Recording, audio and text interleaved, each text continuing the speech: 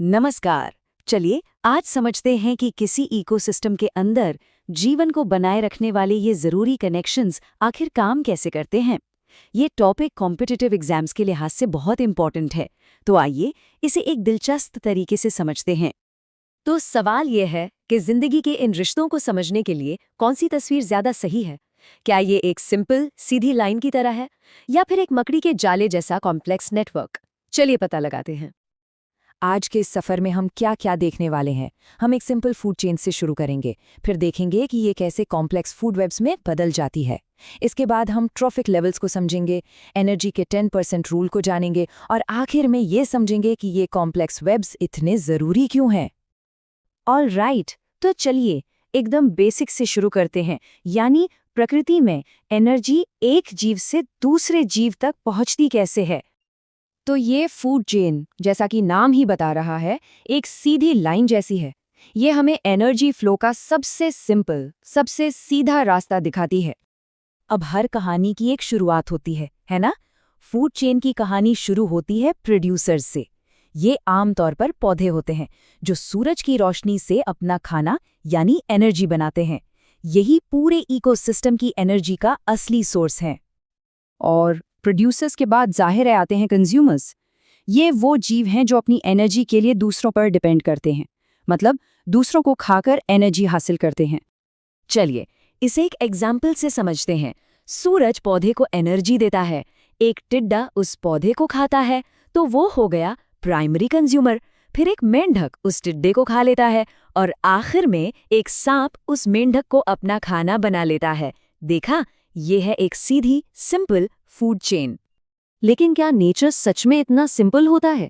अब हम इस सीधी सादी सोच से आगे बढ़ेंगे और इकोसिस्टम की असलियत, उसकी कॉम्प्लेक्सिटी को देखेंगे। तो ये रही हमारी सिंपल सी चेन।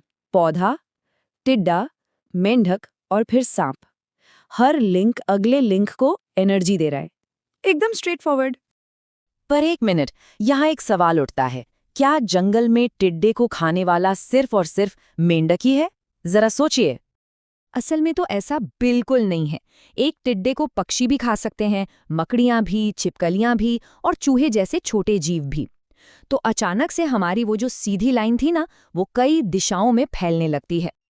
और बस यहीं से पिक्चर में आता है फूड वेब का कॉन्सेप्ट। ये एक सीधी रेखा नहीं है, बल्कि कई आपस में जुड़ी हुई फूड चेन्स का एक नेटवर्क है। यही इकोसिस्टम की असली तस्वीर है। अब इस उलझे हुए जाल को, इस कॉम्प्लेक्स वेब को समझने के लिए साइंटिस्ट्स एक सिस्टम का इस्तेमाल करते हैं। इसे कहते हैं ट्रॉफिक लेवल्स। ट्रॉफिक लेवल का मतलब बिल्कुल आसान भाषा में खाने का लेवल या फीडिंग लेवल है।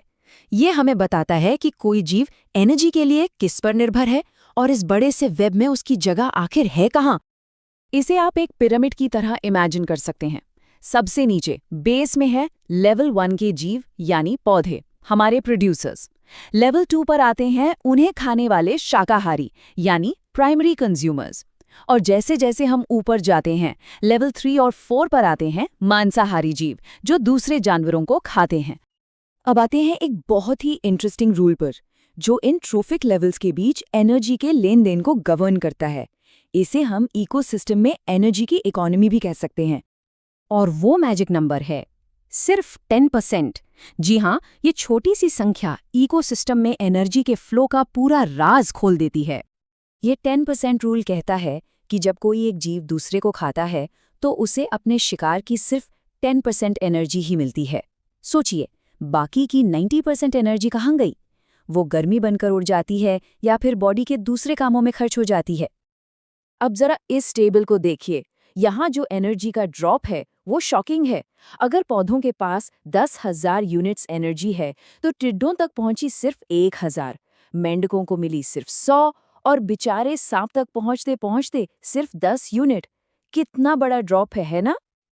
ठीक है, तो हमने चेन समझी, वेब समझा, एनर्जी का फ्लो भी देख लिया, लेकिन आखिर सवाल तो यही है कि ये सब इतना इम्पॉर्टेंट क्यों है? एक सीधी लाइन की जगह इतना कॉम्प्लिकेटेड जाल क्यों चाहिए? और इसका सीधा सा जवाब है स्टेबिलिटी। जरा सोचिए, एक सीधी चेन कितनी ज्यादा कमजोर होती है। अगर हमारी कहानी से सारे मेंढक गायब हो जाएं, तो सांप का क्या होगा?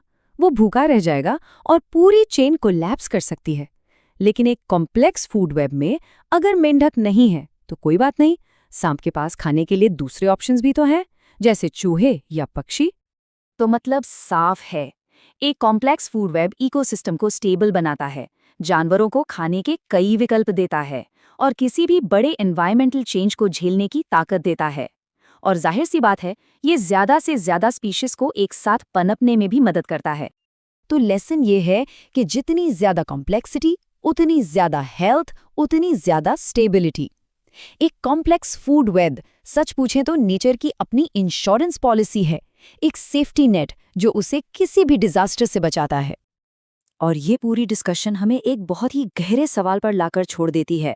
जब कोई एक स्पीशीज इस दुनिया से चली जाती है, तो क्या हम सिर्फ एक छोटी सी कड़ी तोड़ रहे होते हैं, या फिर हम उस पूरे के पूरे जाल में एक बड़ा सा छेद कर रहे हैं, वो जाल जिस पर हम सब, हमारा अपना वजूद भी टिका हुआ है।